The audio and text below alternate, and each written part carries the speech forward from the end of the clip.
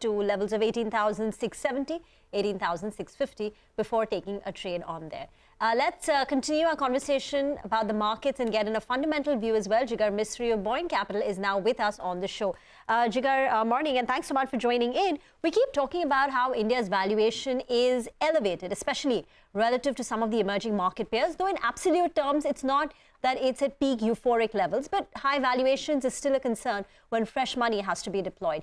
You've done some historical analysis of how Indian markets fare, the kind of returns that we get at various, when valuations hit these levels. Can you provide some more color and what direction we can take? Yes, Rima, good morning. Thank you for inviting me on your show again. So if you look at since 2003 and break down sort of the frequency of distribution on where the returns stack up, then you will find that the point that we are on, if you start with something like a 19 times return, you are, next 12-month sort of returns have only been 6%.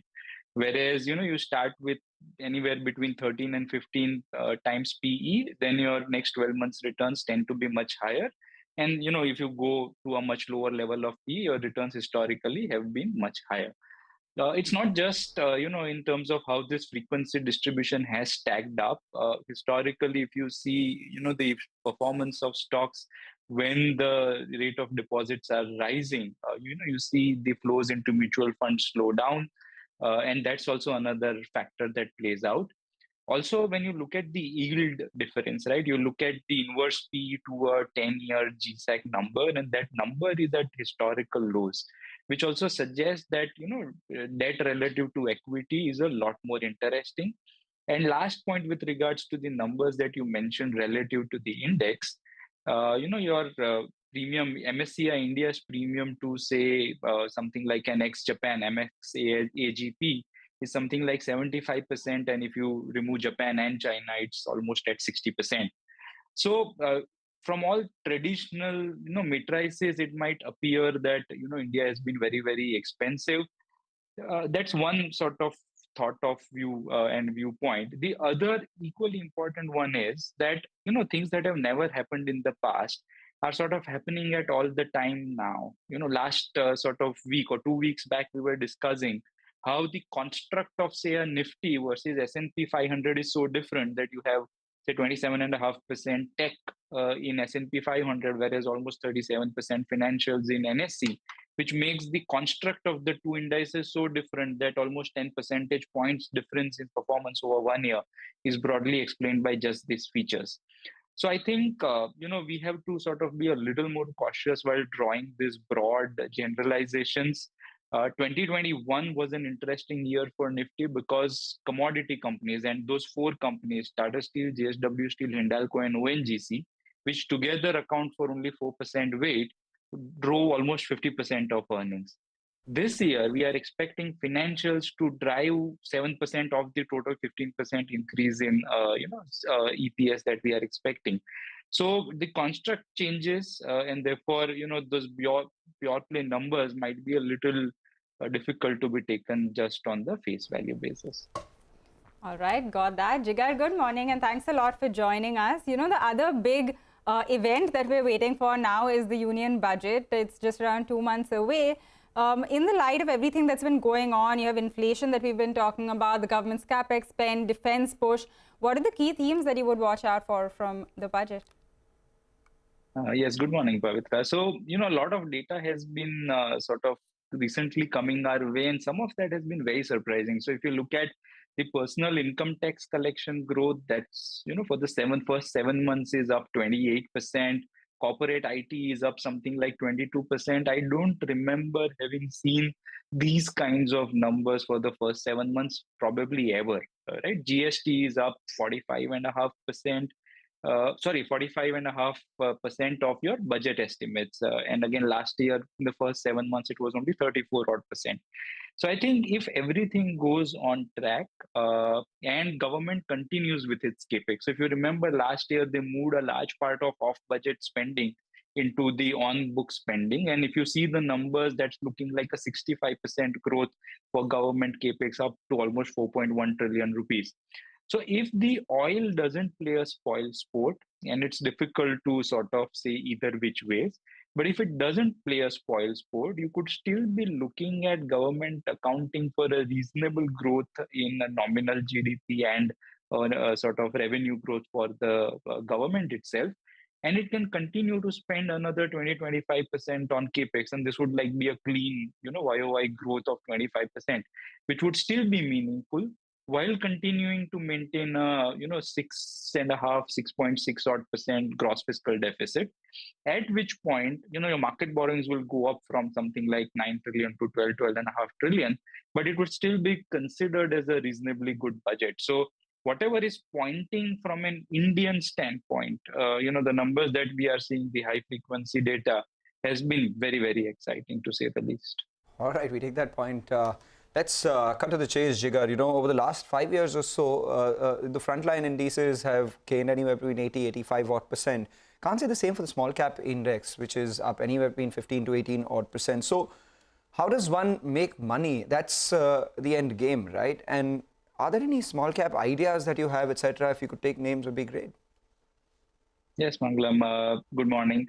So you're right. 1 year your NSE small cap index is down something like 7%, and 5 years it's up only 18%. That's like cumulative performance, not CAGR. Right. And therefore, what seems to be happening is with the flows, with the sort of domestic flows and international flows coming in, the large cap sort of seems to be the one place where a lot of consensus ideas seems to be emerging. I also, caught up a morning segment with CNBC where you are, I think, putting out similar data where, 2018, you saw a huge spurt in the small cap index. And since then, that's been a very big lull. And I think that lull, might now find a way where, you might cover up a lot of those gaps. So our own fund, for example, carries now almost 43% small cap. That's the highest weight I could remember in at least a couple of years, if not more.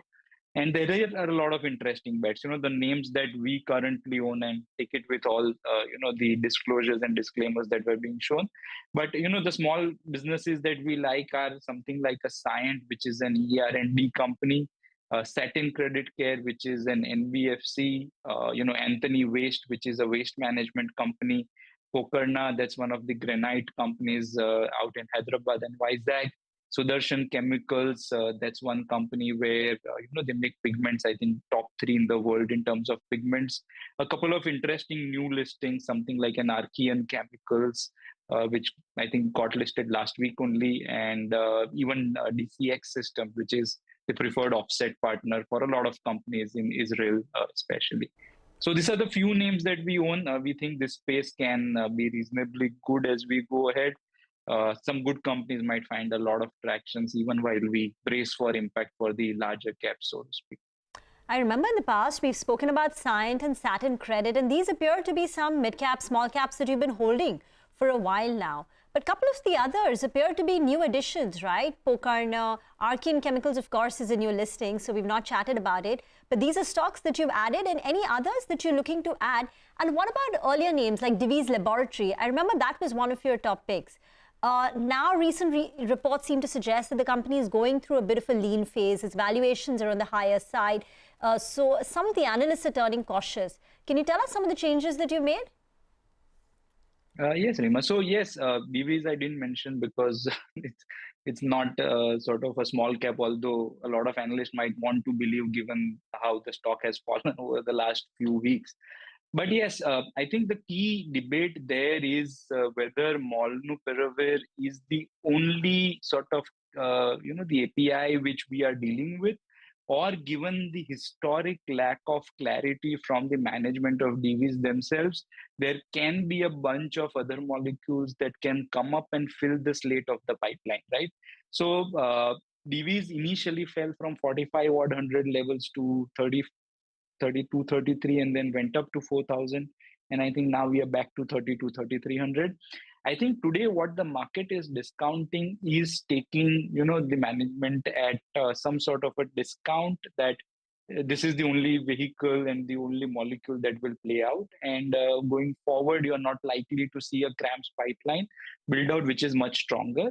We tend to disagree. We didn't always own this name, but had bought it in the fall, which is around these levels. But it continues to be a very interesting play for us. Pokarna, Anthony Waste, all those names, Sudarshan Chemicals, I think all of them have been owning for the past, I think, 2 or 3 years at least. Very interesting bets. We, have a way with playing with the weights on the names that we any which way own, and weight is a very important strategy that most funds deploy while they manage the funds. But now, I think those stocks also have not really performed in line with what the fundamental thesis suggests. So we would be very, very interested to see if, things go in line. And obviously, as you mentioned, RKN and DCX are just a couple of weeks old since they got listed. All right, Jigar, very interesting. Thank you very much for joining us. We look forward to having you back on the show, and then we can chat about a few more of your holdings and maybe some of the newer names as well. We're going to get into a short break now, but when we come back, a whole lot of stocks are buzzing around in trade.